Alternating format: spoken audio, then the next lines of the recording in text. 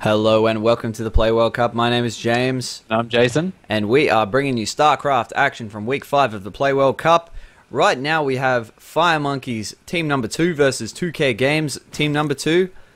We're in Game Number 1 at the moment. And down here at the bottom on the left-hand side we have SpacePotato as the orange Zerg. And to the right, her teammate. As the blue Terran we have Simon. And then up the top of the map, playing for 2K Australia Team 2 is the Red Terran, played by SpacePotato.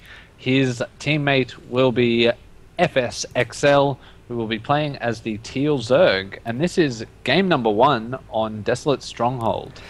Desolate Stronghold. On SpacePotato's name, there's a lot of initially things going on here. There is. It's FSNeiloGD. Well, the first FS is the clan tags, which you can add in now. Yes. So then yes. The second FS is when they made their name and you didn't have clan tags, so you had to have your clan tags in your name. So explain the GD part. I don't know. Well, we keep saying SpacePotato. I bet you it's SpacePotato. Yeah, Nilo. Yeah. Sounds like a nickname. Yeah, but we decide to ignore that and call him SpacePotato. Just to keep it nice and awkward. Yep. We should maybe start pronouncing other people's names awkwardly as well. Like we could go SpacePotato. And Simon. Yeah, I'm sure you appreciate that nickname. And FSExcel, which that still works. Yeah, that's not bad. Still works any way you like. Any way we like and any way they don't. SpacePot. That's the best one. Meanwhile, we have SpacePotato building a wall at the front of his ramp, and at first I thought he was just doing a terrible job at it, but I believe there will be a reactor or a tech lab going... yeah, okay, there it is. Brilliant. Boom. Brilliant. Hey, and for those of you keeping score of when I hit the production tab, this time it was 3 minutes 30. Oh, that's 3 minutes 30. I've shaved 2 minutes and 15 seconds from my last time. I am going like lightning at the moment. Yeah, it's going to be under a minute next time. Oh People my won't even know God. what's going on. That is going to be so crazy. People are going to know what's happening on other people's teams while I'm I not know. looking and all that kind of jazz. We'll still be doing the whole, SpacePot gig, but they'll still be able to follow what's happening in the actual game of StarCraft. Ah, come on. Come on, guys. In the meantime, Excel's taken an interesting spot here. He has sort of foregone the natural and instead opted for one down, which I guess would normally be the third or one player's second, but... Yeah, I guess it is it is a second base, but it's probably usually the next one that's taken. Although, very interesting decision to plant that hatchery directly under SpacePotato's Overlord. Yeah, definitely. It's sort of like, yeah, I'm doing this. What up? What are you going to do about it?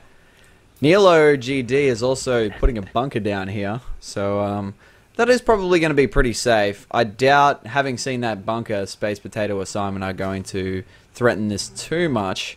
But there are a couple of Reapers now coming up from Simon. Though he did just get caught with a couple of Zerglings. Even though they're Slowlings, they still just took a little bit of damage. Every little bit of damage is going to count here with these Reapers. Especially that these are Wings of Liberty Reapers and not Heart of the Swarm Reapers.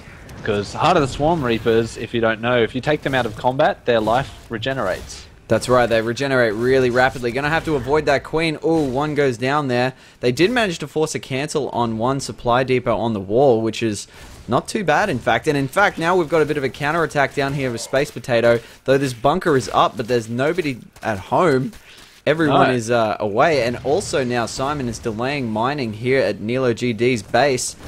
Yeah, this Reaper with 10 kills before it goes down. So that Reaper doing a great job. And yeah, SpacePotato looks like it's going to take out Excel's natural as well. Yeah, this could very well go down, although there are some Zerglings now in the mix. Are they going to be enough, though? I don't know. They look about even to me, but there's nothing left on this hatchery at all, and in fact, it is going to go down. So, great move there by Firemonkeys too. Not only forcing lost mining time here with those Reapers being annoying, but at the same time, double-pronged attack and take out that natural. Yep.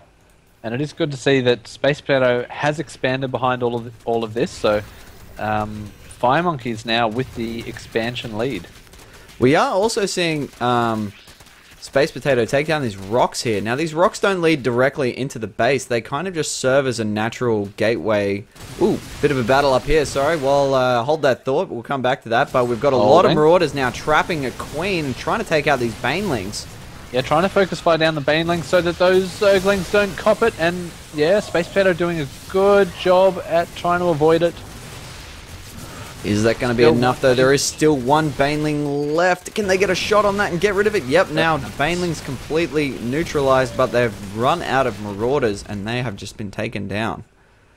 Yeah, wow, so very micro-intensive battle there. Absolutely, there was a lot going on there. Just a lot of back and forward. Those Banelings, that sort of Zergling Baneling dance where you don't want to get hit too hard or take out too many at a time.